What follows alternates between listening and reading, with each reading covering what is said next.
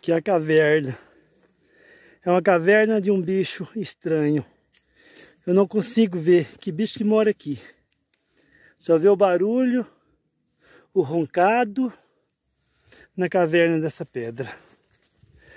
E aqui é no alto da serra. Foi uma caminhada até chegar aqui. Menino doido.